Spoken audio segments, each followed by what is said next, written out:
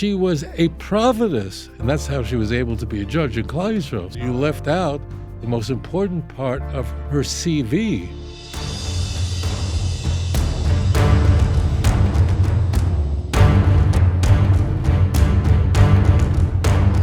Okay, right on, DC. Go ahead with your question. You're live on the air. Hello, Rabbi. Going back to your first, one of your other questions, I did want to know a little bit about why we don't go back to the system of judges. And they even had a female judge, and that reaches into my existing question, which is, if you've seen the movie Yentl from 1983, Barbara Streisand is definitely one of the most famous Jews in the world, and yet she's clearly making a statement that women should have a bigger voice, more power, in a way that I don't see portrayed, especially in Orthodox Judaism. And when I watch the director's cut, I see her putting on a tallit. Obviously the whole story is about her going to yeshiva and studying with the men and showing that she's just as smart as the men. And even my own cantor, she would wear a tallit and a kippah and do things that you don't see in typical Orthodox communities. And even when I went to the Wailing Wall, I noticed that the men were allowed to come up to the wall, but the women, they were there, but they were behind, not allowed to come up to the wall. And so I just wanted to understand why those are the rules, why women aren't given that same equality, if the Bible isn't trying to say that women are inferior to men, and I'd just like your opinion on that. Good question. Sure. Don't be angry at me, but I don't know what synagogue you're going to. Women in the Jewish home are the leaders. Now, it should be stated that the center of Jewish life is not a synagogue, and in fact, synagogues are not mentioned in the Hebrew Bible, but a Jewish home is. And more frequently than not, it's the woman that gets it right. Not always, but it is the women. It's God tells Abraham, listen to your wife. She knows what's going on. She understands. Listen to Sarah. So more frequently than not, women are the ones who understand. And I could tell you, growing up, it was the matriarch of my family, who was my grandmother, of blessed memory, who was without a question the most important figure in my life. And they really led the way.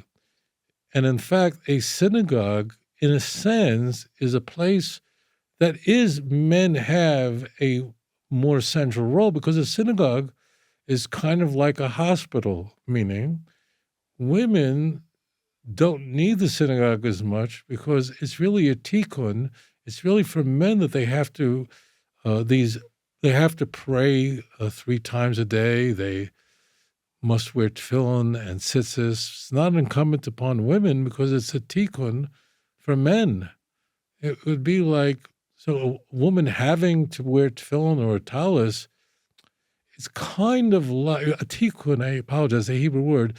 It's a repair for men, because women are regarded as, they're born perfect and they don't need circumcision. So a woman's on a very, very high level. And therefore, to a religious Jew, it's not that a woman can't wear tzitzis. It's not that she's not allowed to, or a woman can't wear tefillin. Phylacteries can, but it's kind of, if you saw a healthy person in a wheelchair, you go, why are you in a wheelchair? You're doing just fine. You understand? So just understand, in the Torah world, a woman, Ashes Chayil Miyimsa, the woman of valor, we sing it every Friday night, and the Shekhinah is in the feminine. It is true that a synagogue, the dominant role is there for men, because men really need commandments that are time-bound, that are positive, which women is voluntary, because women are on a level where they don't need these things. So to us, look, if I've encountered a woman who said, look, when I wear a talis, I feel closer to God, it raises me up, of course, go ahead. If you're saying, look, by me wearing a tallis, I feel closer to God, sure, there are such women. But all the women I grew up with, my family, none of the women would want to wear a tallis. And to the Orthodox man, look up to a woman, she is the Rabbi Shal Yisrael. She is the leader of Klal Yisrael. Now you talk about the Western Wall. Women not only have access to the Western Wall, there's a separation between men and women, and we see that in Zechariah 12, that men and women pray apart and mourn apart. So we don't, even in times of the temple, they had a balcony that was designed, called the Ezras Noshim, designed for women, especially during the times when there'd be so many women that would come to the Temple Mount. Moreover, women have access to a more precious part of the Western Wall. The Western Wall, I believe, I may be wrong on this, but the Western Wall, I think, is really like 1,600 feet long, I think. I may have, I can't be that far off, but what you see, what's visible in photographs and the movies you see is only about 10% of that. So I think what's visible is about 180 feet. Again, I could be wrong about these numbers, but I'm not off by a lot, okay?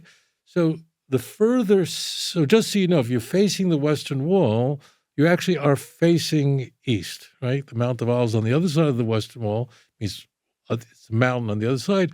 That's further east. That's where the sun rises from. So the further to the left you are, along the Western Wall, the closer you're getting to the center. The rest of the Western Wall, you can see it if you do a tunnel tour, and there is a place in the area of the Western Wall that's reserved for women, that's even closer to the Holy of Holies than where you see the men's section at. People don't know about that.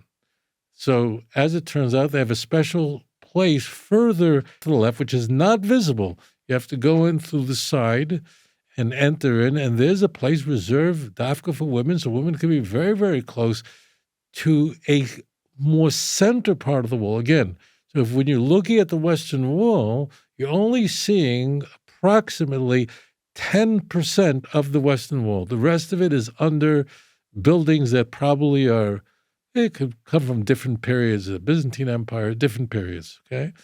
So they could be, those other buildings to the left could be 700 years old or 800, 1,000 years old, whatever it is, okay? But as you go further, you're getting closer to where the Western Wall is opposite the Holy of Holies.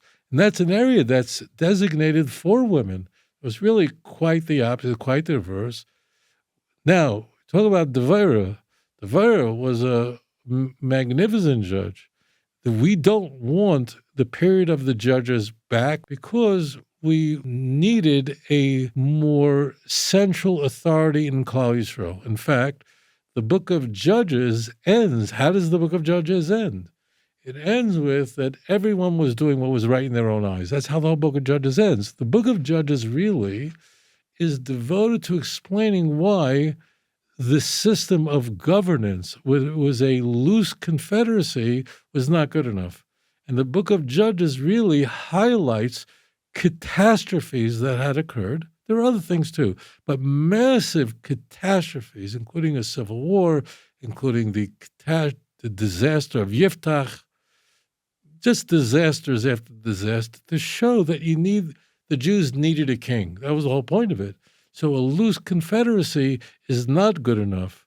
And that Devorah should be a judge, she's more than, you're pointing out that she was a judge, but the Navi, the prophets in Judges chapter 4, when we're introduced to Devorah, it says, Isha Neviah, that she was a prophetess. And that's how she was able to be a judge in Klal Yisrael. So I, of course, unintentionally, but you left out the most important part of her CV. And that is she was a Navi. She received prophecy directly from the Eibishter, directly from HaKadosh Baruch Hu. And that's what's very important. She was, of course, a very, very successful leader in Klal Yisrael. But just understand this. Women are in an Orthodox, because you talked about being in a synagogue with women, rabbis that wear talis. In an Orthodox synagogue, is designed for the formal prayers at certain times, which men are obligated to observe. Women are not obligated. They can voluntarily. Men should not be looking at women during prayer times. So therefore, women are not within view of the men. There are different ways the synagogue arranges that. Women could look at the men because they're on a higher level. We're not worried about that. We're worried about men looking at the women during the time of prayer. So it's really quite the reverse. And the leader of a Jewish home, of a religious Jewish home, is the Jewish woman. She is not just the mother of the Jewish people, she's the Rabbi in Israel. She's the true rabbi of the Jews. And you have here in Israel, incidentally, you may have in America too, I'm not familiar with that, but you have women here who are great leaders of Rabbanit, and they're mamish, many of them are geniuses, are giants. I've done shows with them, like Rebbe Cohen. She's a Rabbanit, she's a genius. I do shows with her. And where people are interviewing her and myself, and then when she speaks, I just hope she doesn't stop, because all she's doing is pouring out just tremendous, tremendous Torah. They have these giants, these women who are giants here in Israel, who are like Einsteins in Torah, really brilliant. So I think you're describing something that's heartfelt, but you are describing it from the perspective of an outsider. And I say, come to the inside, and you'll get a more flavorful, richer understanding of the role of Jewish women in leadership in the most sacred synagogue in Jewish life, and that's a Jewish home. Thank you for your question. If you enjoyed this program, please like and subscribe. אדון עולם אשר מלך בטרם כל יציר נברא ואת נעשה בחפצו כל